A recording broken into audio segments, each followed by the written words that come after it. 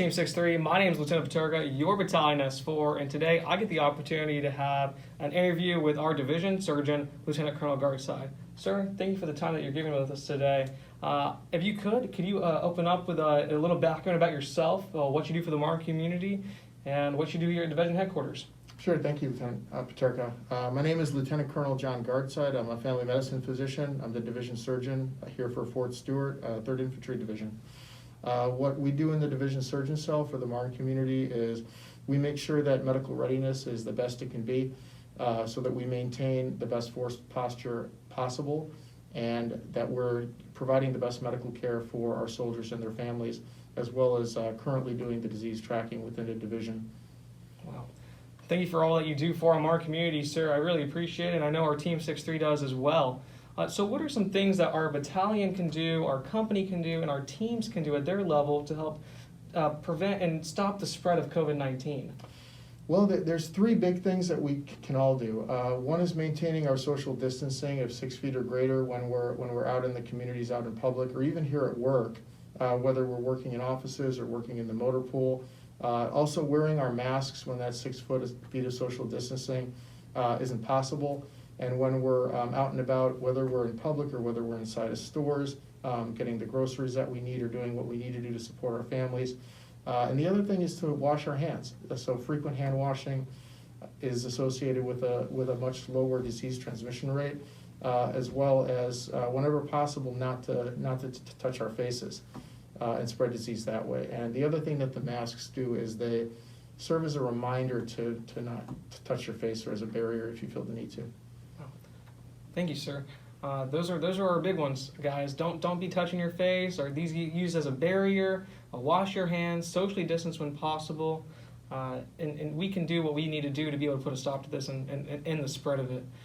Sir, another question I have is for a lot of soldiers have been asking, are these masks safe to wear in the sense of difficulty of breathing or skin conditions? If you can help me shed some light on that topic, sir. Sure, LT. Yeah, the short answer is yes, the masks are safe. There is a misperception going around that the masks will somehow increase your carbon dioxide level or will encourage you to get a rash or cause trouble breathing. When we've looked at that, it's simply not the case for the overwhelming majority of the people. Now, if your mask is in any way uncomfortable or you're in that small percentage of the population that feels like you're having trouble breathing with your mask, the answer is you probably just need a different mask. And so as long as your mask is covering your nose and your mouth, that it fits comfortably, that you can breathe through it easily, those are kind of the main things that we look for whether it's appropriate for you to be wearing a mask. Now, we don't recommend masks for children less than the age of 2. And we don't recommend them for anyone who would have trouble adjusting them by themselves or have trouble taking them off if they would need to take them off for some reason.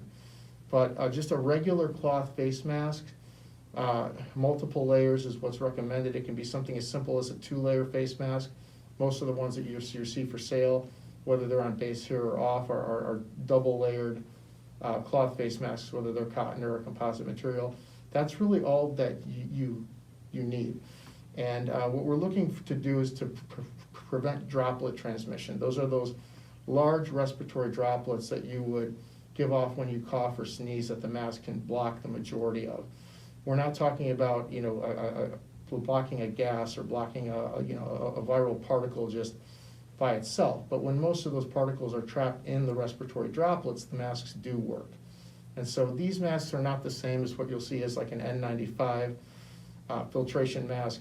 Those masks we only recommend for healthcare professionals or people doing certain kinds of procedures or having to work in intensive care wards or in certain types of clinics. For the majority of the people, they're just not necessary.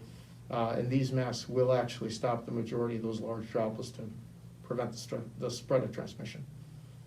Sir, if somebody in our ranks, in our formation, in our battalion wanted to look more into this, is there any references or articles that you could point them to help shed some light on their perspectives?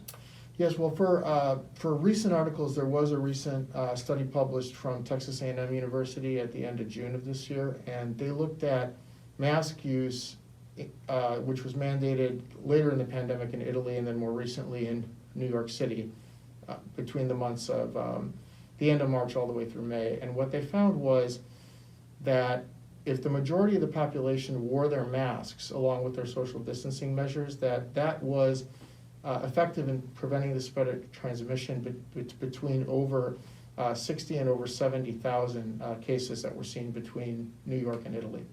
So they do work. Even though it's not a perfect solution, they work for the majority of cases, even just with these simple cloth face coverings. The Center for Disease Control, cdc.gov, has the most up-to-date current information on the COVID-19 pandemic. Here in 3rd Infantry Division, we publish the Blue Hash, which is a document available on the MARN Facebook page. There's also some links to resources available through the MEDAC, through Win Army Community Hospitals, Facebook sites and websites as well.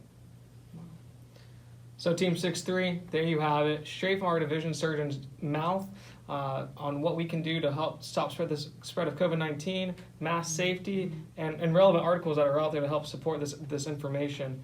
Sir, once again, thank you for the time that you have given me today to interview you and everything that you do for our Marne community to help keep us safe.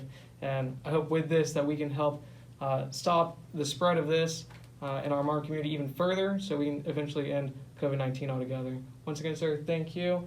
I'm Lieutenant Paterka, your Battalion S4, and thank you once again, sir. Hey, thank you, Lieutenant Paterka. Rockin' the Marne. Thanks for tuning in.